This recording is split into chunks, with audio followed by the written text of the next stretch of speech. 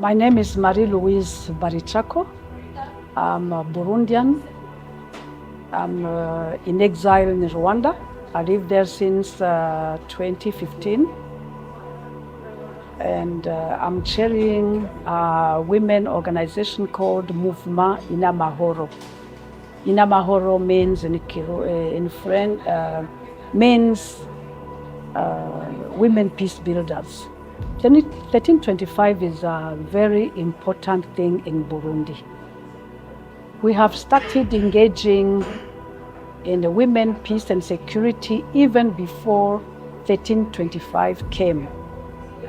And some analyzers have even said that somehow Burundi women move inspired 1325. We started in 1997. Burundi was in crisis and they were about to engage in negotiations. And women were not at all involved in negotiations. They were not at all involved in the discussion about how to resolve the crisis in Burundi. Then as women, we started coming together and discussing about what can be our role, what can be our contribution. And then with the support of African women who had come in Solidarity Mission, we started now talking about peace issues. And we agreed that as women, we have to go and knock the door on the negotiation place so that we can be involved. It took time, but eventually women were involved as observers, not really as negotiators, but it was already something because we could bring our contributions. We could also give our points and express women's aspirations, women's interests, and women's needs. So that is where we started from. When the resolution 1325 came, we knew what it is about. We understood what it means, and we continued working on it. The thing is that, yes, 1325, yes, women, peace and security, everybody understands, everybody agrees, but not everybody is ready to take action on it, which is that what we see in Burundi most of the time, there is the principles. Everybody agrees. There is like a national action plan. It is there. But when you look at implementation, you feel that there is more to be done. There is still more to be done. We don't have that political will that we need. We don't have that commitment that we need to see the women peace and security agenda taken forward. But what I like is the engagement of women. Women are fully committed to women peace and security agenda. They are willing to carry it. They are willing really to move forward, but we still need the political will. We still need policies to follow. We need the laws to follow. We need the framework and the environment to be ready to open space for women to fulfill. So it's something that is ongoing. I would not say that we are far, far behind. I would not say also that we have gone very far, but slowly we are going there. And we can see changes. We can see changes, although they are not so much. For instance, there has been a quota that has been adopted in the Constitution that 30% of members of the institutions will be women.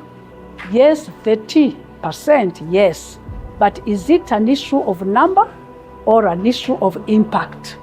We don't have the impact yet, but at least on that numbers, we have that number of 30%.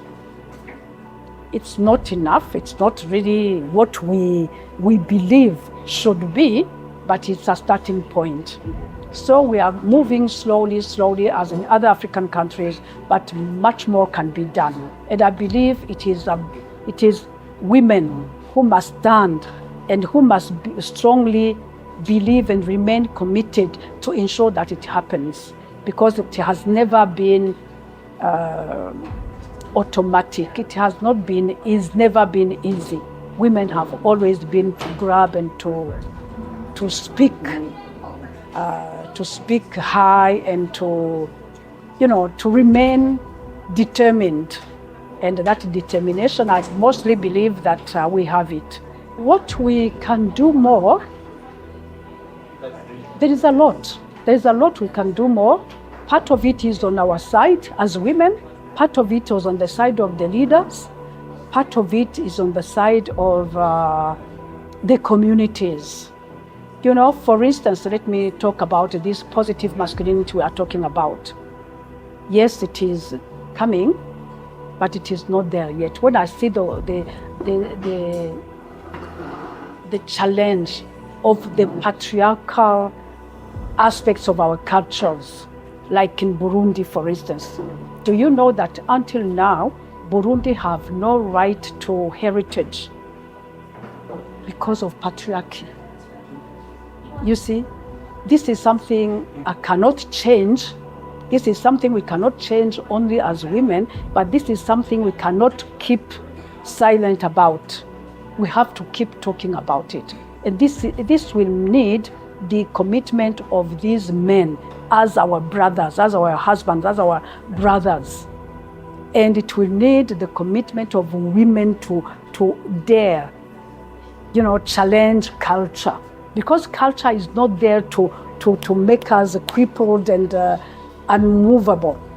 Culture is to help us fulfill our identities. But our identities will not be fulfilled today without equal access to whatever our nation can give. If our nation can give land, let land be for all, girls and boys. If our nation can give us other resources, whatever resource the nation has, it is not only for one part, it is for all my people. And when we say all my people, it means us, men and women, girls and boys. So that is part of our culture. And it is not something the leader will order only. We need to accept it, understand it, and, share it in our communities. That is why I say that it is the role of everybody. Our leaders have their duty. They have their duty to engage in creative policies, to renew our minds, to renew our culture, and to make us stand, because we are in 21st century. We are not in the 3rd or 4th century. And yet, we need to remain Burundian. How do we remain Burundian in the 21st century where the world is globalization? We are in globalization, but we have also to remain Africans. We have to remain Burundians. So that is, part of it is our leaders. Part of it is all of us together. And part of it is the women working with the youth, partnering with the youth, because we have the same challenges of being excluded. But being excluded doesn't mean that it has to create negative feeling in me. It has to teach me how to be creative and find my way, even when those who give the way are not ready. They will find me at the table. So we have a lot to do. It is possible. We just need to have positive thinking and have a kind of commitment and determination, and also to have the will of working together as much as we can. That is the only way we can do it. There are some people I cannot reach, but you will reach them. He will reach them. And then together we can make sure that we have touched whatever we need to touch. That is the thing I believe. Because this women issue is not a women problem only.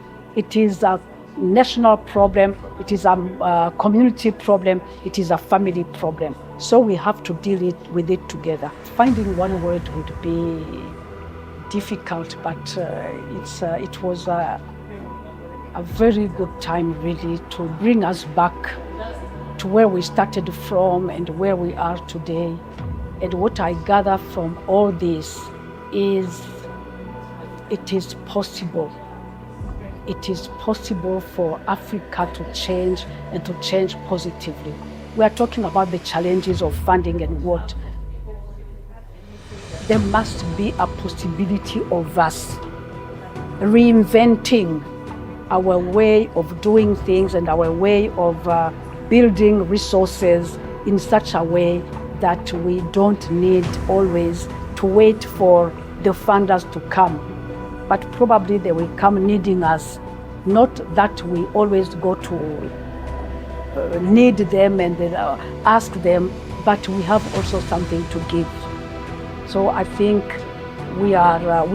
this time where we believe there are challenges, I think this is a great opportunity for us to reinvent our strategies and our way of doing things in a way that it makes us more impactful, because we need change, and that is what we have to build, change.